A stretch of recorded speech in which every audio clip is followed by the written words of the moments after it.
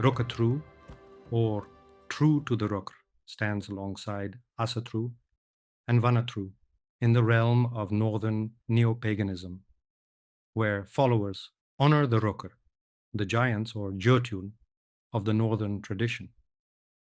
This path emerged in the latter half of the 20th century, sparked by Abi Hellasdottir's introduction of the term, and further shaped by Ravan Kaldera's work, Jotunbok, working with the giants of the northern tradition.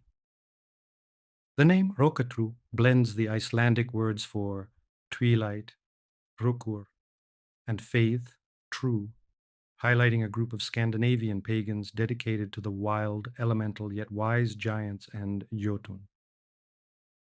Here, darkness is seen as something beyond human perception, an unseen realm, while twilight is the threshold between the visible and hidden worlds.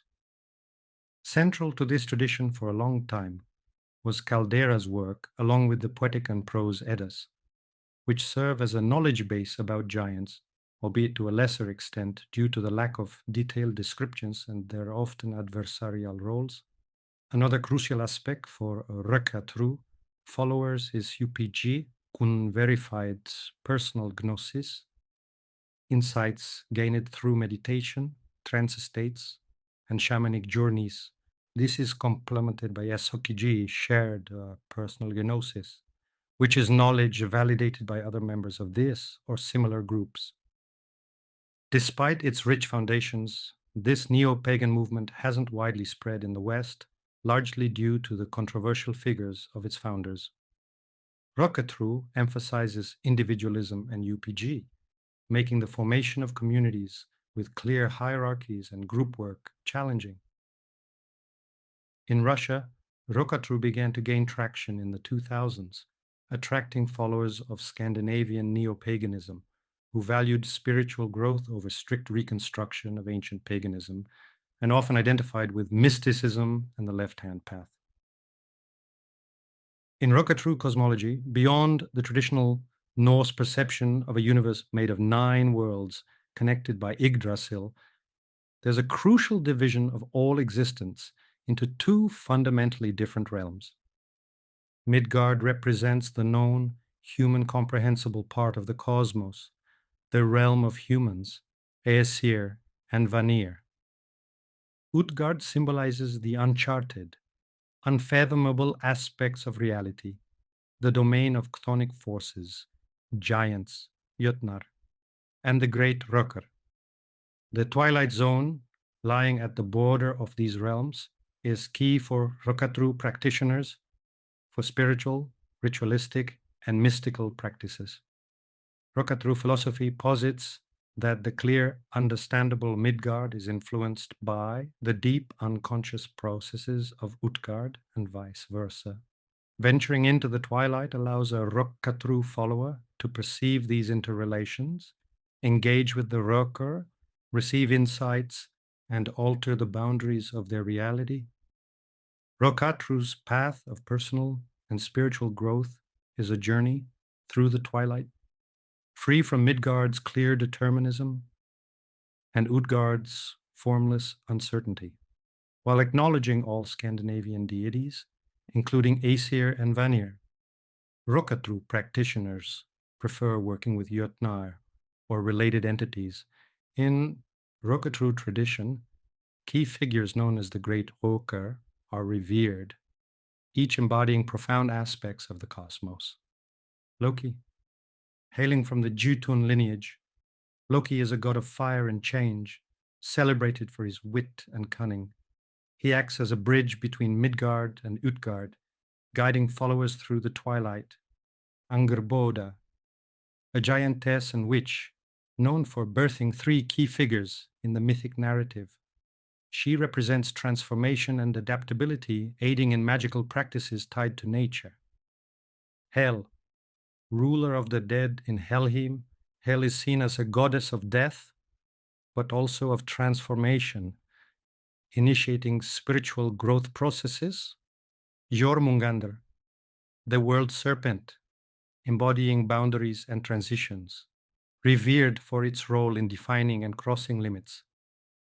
Fenrir, a symbol of raw nature, instincts, and passion. Fenrir represents vitality and the embrace of one's desires and aggression. Surtr, the fire giant from Muspelheim, symbolizing self-discovery, the separation of the superficial from the authentic, and the realization of one's true will. Sigyn, Loki's loyal wife, embodies unconditional love and loyalty, standing as a figure of unwavering support and selflessness. These entities play significant roles in Rökkatru, offering guidance and insight into the tradition's deep elemental forces. Rökkatru rules, Southern style. All right, folks, let's mosey on through the Rökkatru rules, deep from the heart where the spirit roams wild. Loki's rule: be honest with yourself. In the land of Rökkatru, y'all gotta look yourself in the mirror, accepting both the sunshine and the storms within ya.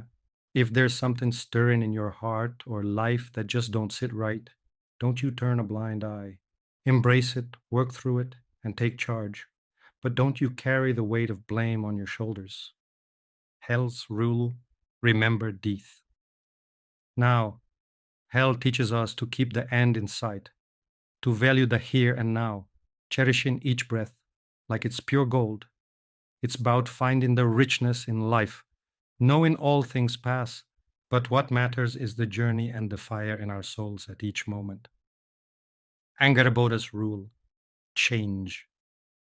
Like the seasons, change is the only constant. Angrboda tells us to keep moving, to grow from the lessons life throws our way, and to dance with the gods in the rhythm of life. Jormungandr's rule: set your boundaries. Freedom ain't just about roam the open plains. It's about knowing where your land ends and another's begins. Jormungandr teaches us to draw our lines in the sand, to know our limits, and to push them as we grow. Yeah. Fenrir's rule: know your desires. Fenrir howls to us about digging deep and finding what truly stirs our souls. It's about holding our desires close, understanding him, and steering him towards the light, away from the shadows. Surtr's rule: act from your true will. Surtr's flame burns bright, reminding us to act from the core of our being, stripped of all the masks and pretense. It's about finding our true north and following that star with all our might. Sigyn's rule: be true to yourself. And Sigyn, bless her heart, stands by us, reminding us that the truest path is the one we carve for ourselves, loyal to our own hearts above all else. So there y'all have it, the Rökkatru way. It's about being true, living deep, and walking a path that's all your own, with the wisdom of the old gods lighting the way. Rökkatru followers often perform rituals individually at home altars dedicated to one or several Rökkr patrons. These rituals can occur during communal festivals or for personal reasons. Typically, a ritual involves invoking the deity, offering gifts, and making requests. Offerings might include flowers, herbs, crystals, precious metals, food, and drinks, including alcoholic beverages. There's no single unified Rökkatru community or registered international organization. Instead, there are various groups of followers scattered across places like the USA, New Zealand, Australia, Northern Europe, and Russia. Often those who follow Loki, known as Lokians, might identify with Rökkatru, although this isn't always accurate since they may not venerate other Rökkr beings, preferring Aesir and Vanir instead.